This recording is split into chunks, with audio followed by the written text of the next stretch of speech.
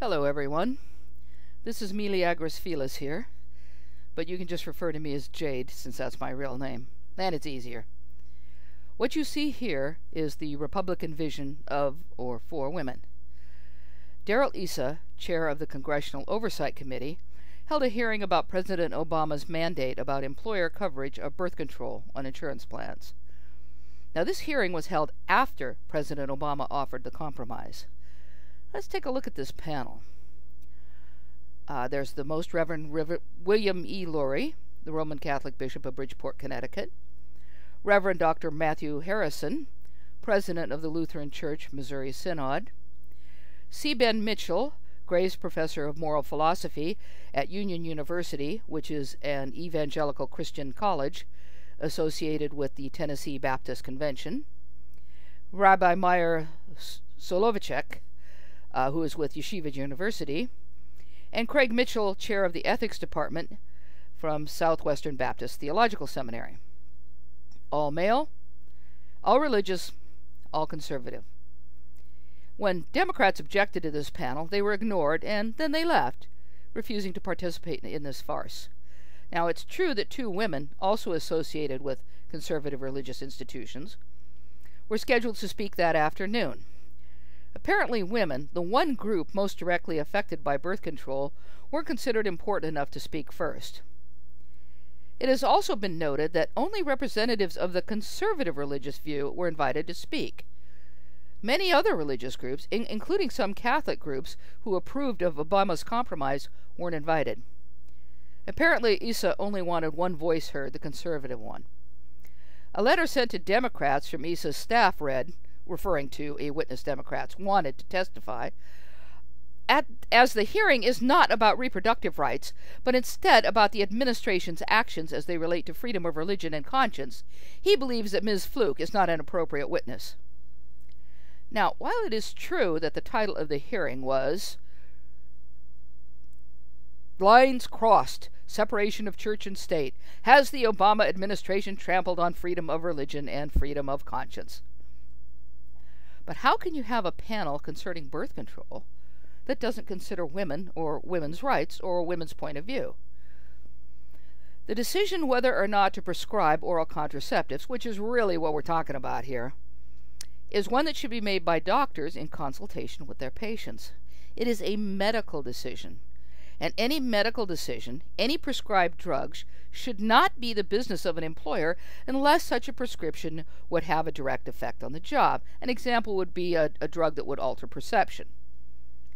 And it should be noted that oral contraceptives have uses other than that of birth control. Sandra Fluke, the Georgetown law student who Democrats wanted to be allowed to testify, was going to talk, amongst other things, about a friend and fellow student who couldn't get medication through her school, Georgetown, a Catholic university, for polycystic ovarian syndrome, because that would consist of the birth control pills, essentially. Now, who uses birth control?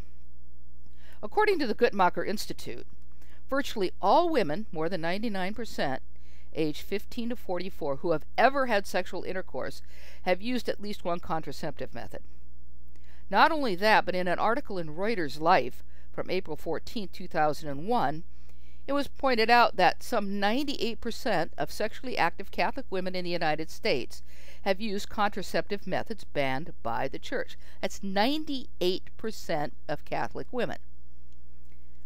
And citing a new report from the Guttmacher Institute, using data from the 2008 National Survey of Family Growth, which was conducted by the CDC, Center for Disease Control, it further noted that these numbers, the 98% of Catholic women, were similar except slightly higher among women who identify as evangelicals or mainline Protestants. There seems to be a disconnect here. At least 98% of women have used birth control at some time in their life, and yet there is this conservative attack on birth control. I'm guessing that a lot of women aren't being very forthcoming with their husbands, for of course, if these are conservative women, they must be married, right? Now, this is a direct assault on women's rights, but it's also an assault, although more indirectly, on men and men's rights, because men also have the right to control their bodies. Because of current birth control options, men often are relying on women's choices, and as women's choices are removed, So are men's. My half-facetious, half-serious suggestion for men to have a valve inserted to stop semen in their tracks, which is a suggestion I made in my very first video, is looking like a better idea all the time. It would at least give men better control over birth control. I can't let this subject go by without mentioning the comment by Rick Santorum supporter Foster Freeze. He said, "This contraceptive thing, my gosh, is so inexpensive. Back in my day, they used Bayer aspirin for contraceptives." He's since apologized for this, but only, I suspect, because of the fuss it raised.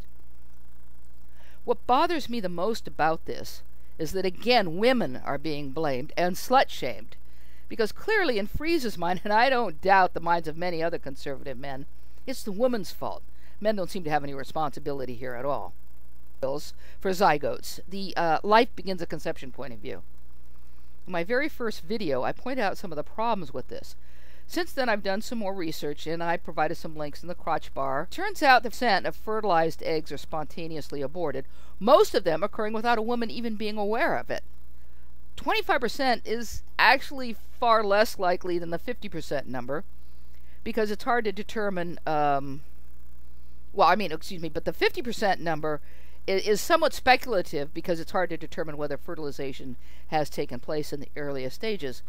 But that's the best guess of some really good data. So that would be at least 1 million souls disposed of each year, most either through the sewer or at a trash disposal site on tampons or sanitary pads. If these million are people, all the rights of people, then what's the government going to do about that? How can you possibly enforce this idea of personhood? Now, for more information about why personhood laws are a bad idea, see a paper called "Why It Matters That a Fertilized Egg Is Not a Person" by the Coalition for Secular Government. And this is going to be noted below. The link will be below. It's a PDF file, and it's a response to a 2008 bill in Colorado called Colorado 48. Now, ironically, I found this information and this link at the Republican Majority for Choice website, which I'm also linking below.